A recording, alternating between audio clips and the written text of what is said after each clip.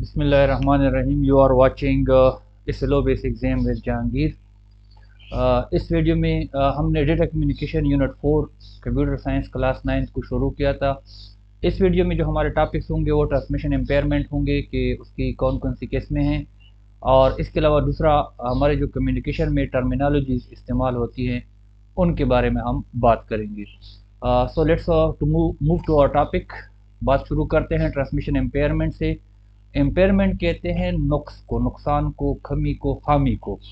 तो यहाँ पे जब ट्रांसमिशन की बात होती है तो हम कहते हैं कि एरर्स अकर during data communication. Data communication के दौरान जो एरर्स होती हैं उनको हम कहते हैं ट्रांसमिशन एम्पेयरमेंट। और ये होती क्यों है? Because it occur due to imperfect characteristics of communication medium. हमारा जो कम्युनिकेशन मीडियम है, जो तार है, या अगर आप कोई वेव्स वगैरह इस्तेमाल कर रहे हैं तो उसकी कैरेक्टरिस्टिक चूंकि परफेक्ट नहीं होती, 100% रिजल्ट आपको नहीं दे रहा होता, इसलिए हमारे पास एम्पेयरमेंट हो जाती है। और इसका रिजल्ट क्या निकलता है जब ट्रांसमिशन एम्पेयरमेंट होती है? Signals are not same at receiver with the signal sends from sender. मतलब सेंडर ने जो सिग्नल भेजे होते हैं, रिसीवर ने जो रिसीव किए हैं, वो सिग्नल एक जैसे नहीं होते, क्योंकि दरमियान में जो मीडियम इस्तेमाल हुआ है, जिस मीडियम से वो जा रही है, उसमें जो है एम्पेयरमेंट हो जाती है, एरर्स आ जाती हैं। इसलिए हमारे पास क्या होते हैं, वो सिग्नल सेम नहीं होते। अब इसकी टाइप्स देखते हैं। सबसे पहले हम कहते हैं अटेन्युएशन। अटेन्युएशन से मुराद fall of signal strength with distance. जो जो आपका सिग्नल जा रहा है, जितना वो ज़्यादा फासला तय करता जाएगा, सिग्नल की जो स्ट्रेंथ है वो कम होती जाएगी, उसकी जो ताकत है वो कम होती जाएगी। In high attenuation the receiver may not receive the signal at all. अगर अटेन्युएशन बहुत ज़्यादा हो जाए, मतलब आपका सिग्नल बहुत ज़्यादा कमज़ोर हो जाए, तो रिसीवर जो है उसको कोई डेटा रिसीव ही नहीं हो रहा होगा।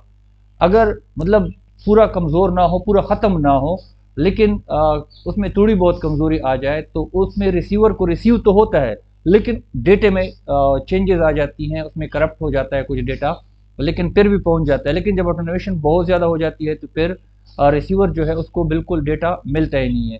और इसका सोल्यूशन हमारे पास एम्पलीफिकेशन है। एम्पलीफिकेशन हम एक दो स्लाइड के बाद डिस्कस करेंगे। एम्पलीफिकेशन कहते हैं किसी चीज़ को बढ़ाना। यू विल सी दैट ये अटेन्युएशन के लिए होता है। अटेन्युएशन में चूंकि सिग्नल कमज़ोर हो जाता है तो सिग्नल को मजबूत करने के लिए हम एम्पलीफिकेशन करते हैं। उसके बाद हमारे पास आती है distortion. Distortion means changing something out of its natural state. कोई चीज़ जो कुदरती तौर पर किसी हालत में है, आप उसमें कोई चेंजेस करो तो उसको हम कहते हैं डिस्टॉर्शन। मिसाल के तौर पर आपकी शक्ल सूरत है, आप इसमें से जो है ना कोई सर्जरी वगैरह करके उसमें चेंजेस करते हो, तो यू हैव डिस्टॉर्ट दैट। अच्छा, तो हमारे पास डिस्टॉर्शन में क्या होता है? चेंज इन शेप और फ्रीक्वेंसी ऑफ डिजिटल सिग्नल्स। अच्छा, ये याद रहे कि डिजिटल सिग्नल्स की यहाँ पे बात हो रही है।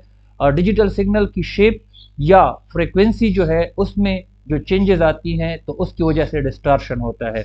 शेप तो आप लोग जानते होंगे, फ्रीक्वेंसी अगर आप लोगों ने फिजिक्स में नहीं पढ़ा, फ्रीक्वेंसी मैं रियल लाइफ से कहूँ कि कोई काम कितनी दफ़ा हो रहा है, या अगर मैं साइंस की बात करूँ या कंप्यूटर साइंस की बात करूँ या डिजिटल कम्युनिकेशन की बात करूँ, तो उसमें जो वेव्स होते हैं, जो सिग्नल्स होते हैं, पर यूनिट टाइम जो है वो कितने पहुंच रहे हैं, इसको हम फ्रीक्वेंसी कहते हैं।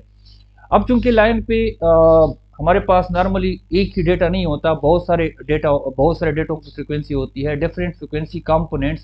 फ्रीक्वेंसी के कंपोनेंट्स एम्पलीट्यूड, फेज, वेवलेंथ, ये वैसे फिजिक्स का टॉपिक है, ये मुख्तलिफ उसके कंपोनेंट्स हैं।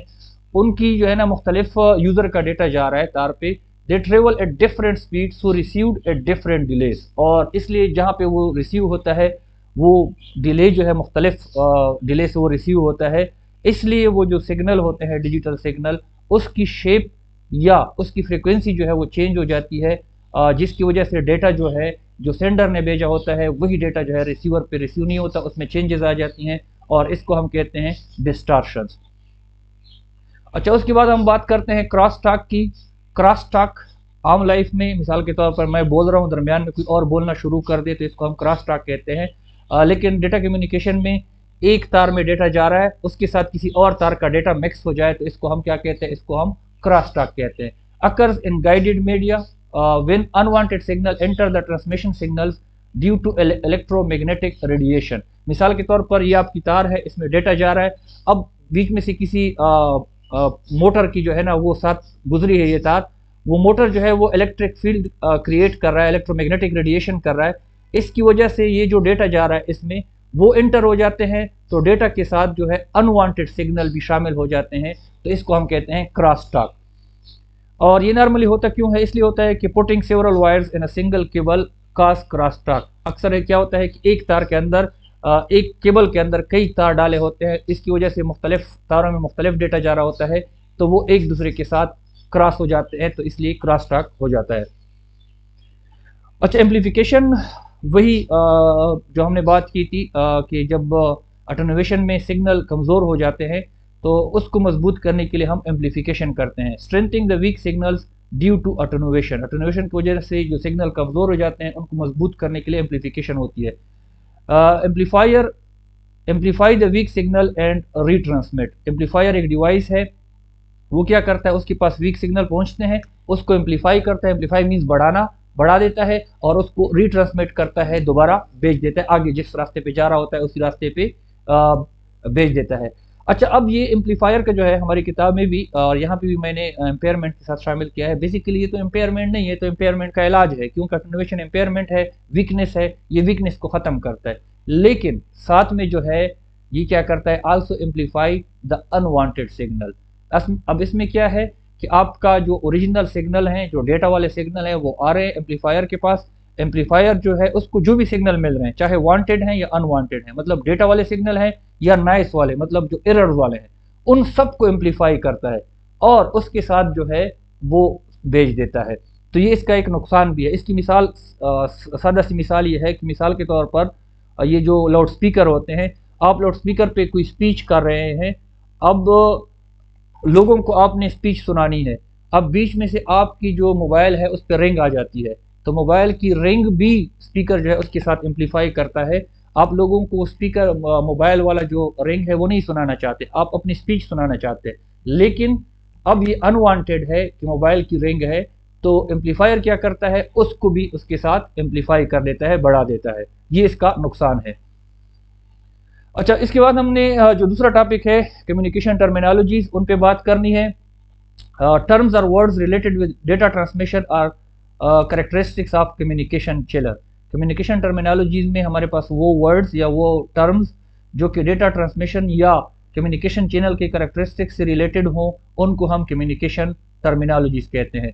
अच्छा, एक दूसरी चीज़ हमारे पास है data transmission terminologies that are used to determine the data transmission capabilities of a transmission media. आपका जो ट्रांसमिशन मीडिया है, मिसाल के तौर पर ट्विस्टेड पेयर केबल है या कोई भी केबल है, उसकी कैपेबिलिटीज क्या है डेटा को ट्रांसमिट करने की, उसको हम कहते हैं डेटा ट्रांसमिशन टर्मिनोलॉजीज, वो हम अभी डिस्कस करेंगे। अच्छा, वो टर्म्स हमारे पास, पहला टर्म जो है डेटा रेट, इसका नाम ही से जाहिर है कि डेटा किस रफ्तार से जा रहा है। Speed with which data can be transmitted from one device to another, एक डिवाइस से दूसरी डिवाइस तक जिस स्पीड से डेटा जा रहा है उसको हम डेटा रेट कहते हैं, और इसको नॉर्मली हम किलोबिट्स पर सेकंड या मेगाबिट पर सेकंड से जो है ना इसकी मेजरमेंट करते हैं। फिर उसके बाद दूसरा हमारे पास टर्म आता है baud rate, rate of change of electrical signal per second in data communication. Data communication में नॉर्मली हमारे पास इलेक्ट्रिकल सिग्नल ही में डेटा जा रहा होता है, हमारे पास बाइनरी 0-1 नहीं जा रहे होते, तो हमारे जो सिग्नल हैं एक सेकंड में कितने सिग्नल चेंज होते हैं, तो इसको हम कहते हैं बॉड रेट। अच्छा, इसमें if electrical signal has two states, binary 0 and binary 1, then data rate is equal to baud rate. मिसाल के तौर पर मेरे पास ये सिग्नल है, अब ऊपर वाला जो है उसको मैं बाइनरी 0 करता हूँ और नीचे वाले को बाइनरी 1 करता हूँ, तो अब एक सिग्नल जो है, एक बाट जो है, ये जो सिंबल होता है इसको हम बाट कहते हैं, एक बाट पहुंच रहा है तो उसके साथ एक बिट भी पहुंच रहा है, तो हमारे लिए डेटा रेट और बाट रेट जो है वो सेम होंगे। अच्छा, लेकिन इफ इट इज 4 स्टेट्स, अगर इलेक्ट्रिकल सिग्नल जो है उसके 4 स्टेट हों, मिसाल के तौर पर 00, 01, 10 एंड 11, मिसाल के तौर पर यहां से आपका सिग्नल शुरू होता है, तो इस जगह को मैंने 00 नाम दिया, अब ऊपर पहुंच गया इसको मैंने नाम दिया 01, और फिर इधर पहुंच गया इसको मैंने नाम दिया 10, और फिर इधर पहुंच गया इसको मैंने नाम दिया 11। अब जब हम देखते हैं कि एक पूरा सिग्नल जब पहुंचता है तो अपने साथ दो पूरे बिट्स लेके पहुंचाता है, तो इसलिए हमारे पास किया है डेटा रेट जो है वो बार्ड रेट का डबल हो जाएगा। अब वेव जो है या सिग्नल जो है वो एक पहुंच रहा है, लेकिन एक सिग्नल जो है अपने साथ दो बिट्स लेके जा रहा है, तो हम क्या कहते हैं कि जो हमारे पास सिग्नल है एक पहुंच रहा है, बिट जो है दो पहुंच रहे हैं, तो हम कहते हैं कि बार्ड रेट का डबल जो है वो डेटा रेट जो है वो बार्ड रेट का डबल है। सॉरी, बार्ड रेट जो है वो डेटा रेट का डबल है। अच्छा, अगर हमारे पास 8 स्टेट्स हों, मतलब एक सिग्नल जो है वो 3 बिट्स लेके जा रहा हो, तो फिर हमारे पास क्या होगा, ट्रिपल होगा बार्ड रेट डेटा रेट का। डेटा रेट को ट्रिपल करें तो वो बार्ड, क्योंकि सिग्नल एक पहुंच रहा है और बिट्स 3 पहुंच रहे हैं, तो इसलिए अगर हमारे पास ये 2, 4 और 8 स्टेट्स ले रहे हैं, ये इन पावर 2 पावर n में ले रहे हैं। पहले हमने 2 पावर 1 लिया तो उससे 2 आया, 2 पावर 2 लिया तो 4 आया, 2 पावर 3 लिया तो 8 आया, 2 पावर 4 लेंगे तो 16 आएगा। तो उसमें हमारे पास जो है ना, हमारे पास जब हमारे पास 16 स्टेट्स होंगे तो 4 बिट लेके जाएगा, तो फिर हम कहेंगे कि बार्ड रेट जो है वो डेटा रेट का 4 टाइम है। अच्छा, उसके बाद हमारे पास आती है bandwidth. Bandwidth means data transmission capacity of a medium और चैनल। एक मीडियम पे या एक चैनल पे कितना डेटा जा सकता है, इसको हम कहते हैं बैंडविड्थ। इसकी मिसाल अगर रियल लाइफ से मैं दूं, वो पानी की जो पाइप होते हैं, उसमें छोटे वाले पाइप में अगर 1 इंच वाला पाइप है तो उसमें कितना पानी जाएगा, अगर 2 इंच वाला है तो कितना पानी जाएगा, 4 इंच वाला है तो कितना पानी जाएगा। तो जितना पाइप ज़्यादा होगा उसमें पानी जो है वो ज़्यादा जा सकेगा। सिमिलरली जो पानी ले जाने की सलाहियत होती है, तो हमारे पास जो ट्रांसमिशन मीडिया होता है उसकी जो सलाहियत होती है उसको हम बैंडविड्थ कहते हैं। Represent amount of data passes through a network per unit time. एक यूनिट टाइम में, मिसाल के तौर पर एक सेकंड में एक जगह से कितना डेटा गुजर रहा है, और इसको भी हम डेटा रेट की तरह बिट्स पर सेकंड में नापते हैं। अच्छा, दूसरा जो टर्म इस्तेमाल होता है वो SNR या signal to noise ratio. Signal to noise ratio means ratio of actual data to errors. मतलब ये है कि आपका एक्चुअल डेटा कितना है और उसके साथ एरर्स कितनी, एरर्स के जो डेटा है वो कितना है। तो काज बाय नॉइस और अ ट्रांसमिशन मीडियम, एक मीडियम पे जो डेटा जा रहा है, आपका एक्चुअल डेटा कितना जा रहा है और उसके साथ नॉइस या एरर कितना जा रहा है।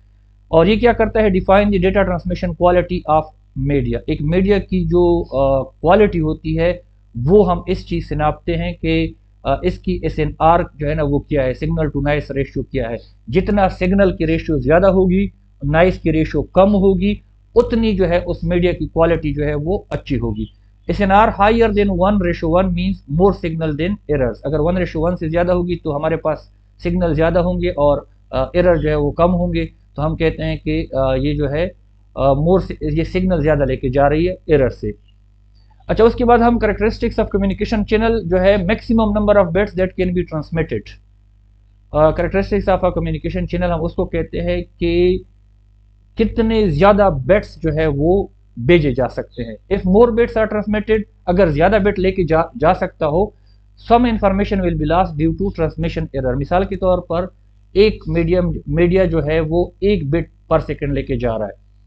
अब इसके साथ एरर का इतना ज़्यादा मसला नहीं हो सकता। अगर एक जो है ना वो 8 लेके जा रहा है, तो उसमें ट्रांसमिशन एरर के जो चांसेस हैं वो ज़्यादा होते हैं, तो इसलिए अगर कोई ज़्यादा बिट्स लेके जा रहा है तो उसके साथ ये मसला भी हो सकता है। बार्ड रेट किसे कहते हैं, baud rate means number of signals per second. एक सेकेंड में कितने सिग्नल पहुंच रहे हैं इसको हम बार्ड रेट कहते हैं, और एक सेकेंड में कितने बिट्स पहुंच रहे हैं इसको हम डेटा रेट कहते हैं। और हमने पिछले वाले स्लाइड में भी देखा था, दोबारा रिमाइंड करने के लिए, कि बार्ड रेट जो है, अगर एक सिग्नल जो है 1 बिट लेके जा रहा हो तो दोनों बराबर होंगे। अगर एक सिग्नल 2 बिट लेके जा रहा हो तो डेटा रेट जो है ना उसको डबल कर दे तो बार्ड रेट के बराबर हो जाएगा। अगर एक सिग्नल 3 बिट लेके जा रहा हो तो ये जो है ना सिग्नल जो 1 पहुंच रहा है, बिट्स 3 पहुंच रहे हैं, तो डेटा रेट को 3 से मल्टीप्लाई करो तो फिर वो बार्ड रेट के बराबर होगा। Thanks for watching. Any question can be asked in comments. Suggestion for improvement in terms of video or contents will be highly appreciated.